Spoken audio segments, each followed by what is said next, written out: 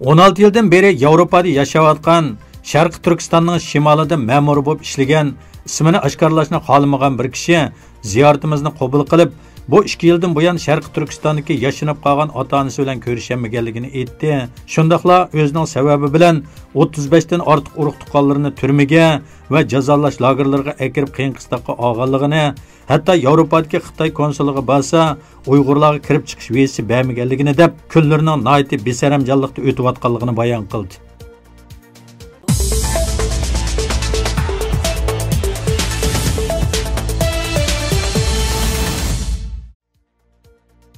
Amerika hukumat organlari Amerikadagi ba'zi shirkatlarning Xitoyning Xotandagi yig'ilish lagerida ishlab chiqarilgan kiyim-kechaklarni import qilib, Amerika bozoriga sag'anligiga doir xabarlardan keyin mazkur masalani tekshirishga boshlagan. Yaqinda Birlashma Agentlik New York vaqti gazeti qatorliq axborot o'rinlari Amerikadagi Pajir tantarbiya kiyimlari shirkatining bu mahsulotlarni import qilganligini oshkorlagan edi. Xabarlarda bu mahsulotlar Tayda hassadorlik cheklik shirkati nomli Xitoy korxonasining Xotandagi yig'ilish lagerida qurilgan zavodlarda ishlab chiqarilganligi, bu o'rinda lagerdagi Uyg'ur tutqunlarining majburiy emgak silinayotganligi ilgari surilgan. Amerikadagi Davr jurnalining xabar qilishicha, Amerika Tamojna va chegara qo'g'dash idorasi bayonot e'lon qilib, Birlashma Agentlik va boshqa taratqularning xabarlarida tunji qatim bir Amerika shirkati import qilgan mahsulotlarning Xitoyning g'arbidagi yig'ilish lagerlarida ishlab chiqarilganligiga munosabat ekanligi qayd qilinganligini bildirgan. Mazkur voqea Amerikada zo'r g'ulg'ul qo'zg'agan.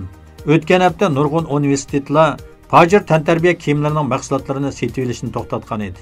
Davr jurnalining xabarida qayd qilinishicha, Amerikadagi ishchilar haqlari komissioni nomli emgak tashkiloti har qanday majburiy emgakning universal belgilamiga xilof ekanligini eskartib, Pajir shirkati universitetlarga ta'minlagan mahsulot Birlashma Agentligining xabarida qayd qilingan lagerlarning ichidagi korxonada ishlab chiqarilgan mahsulotlar bilan aynan ekanligi bildirilgan.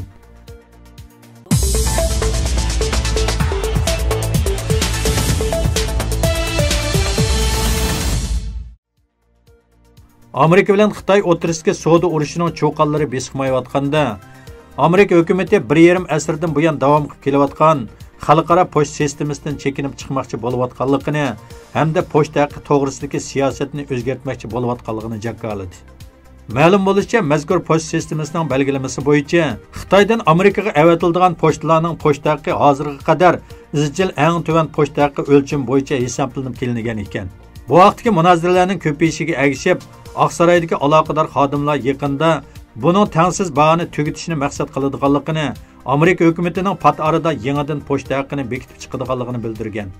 Wall Street jurnali gazetining bu vaqtdagi bosh maqolasida ko'rsatilishicha, ilgirki baho o'lchimida Xitoydan Amerikaga avatiladigan posilkalarning pochta haqqi o'xshash posilkaning Amerika tavasidagi bir tashkilotdan boshqa bir shaharga pochtadan avatilish haqqidan ko'p arzonga tushadi ekan. Buning bilan Xitoydagi zavodlarning mollari Amerika zavodlarining mahsulotlariga qaraganda Amerika bozorida nechasi ko'p sotiladi ekan. Bu bo'lsa Amerika zavodlarining obrut miqdoriga og'ir ziyonlarni solmoqda ekan. Yana bir yoqdan arzon pochta haqqi tufaylidan Xitoydan ko'plagan soxta va sifatsiz mollarni Amerika bozoriga eqib kirgan. Buningga qo'shilib bir qism qonunsiz buyumlar va zaharli chekimliklarni pochta sistemasi orqali Amerikaga tarqalishga yo'l ochilganligi ma'lum.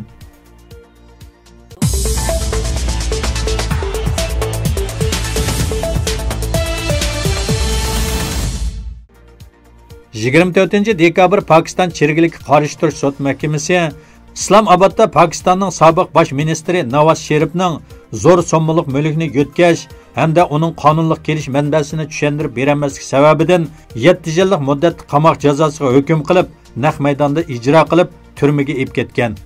Nawaz Sharif 1993 yil noyabrda 1-navbatlik, 1997 yil fevralda 2-navbatlik, 2013 yili 3-navbatlik Pakistanning bosh ministrlik vazifasini o'tagan. 2017 yili iyulda Pakistan Oliy sud tarafidan parxo'rlik va chiriklashgan degan gumon bilan bosh ministrlik vazifasidan elib tashlanib, davlat mas'uliyatini surishtirish idorasiga oilasi bilan qo'shib tekshirishga sunilgan.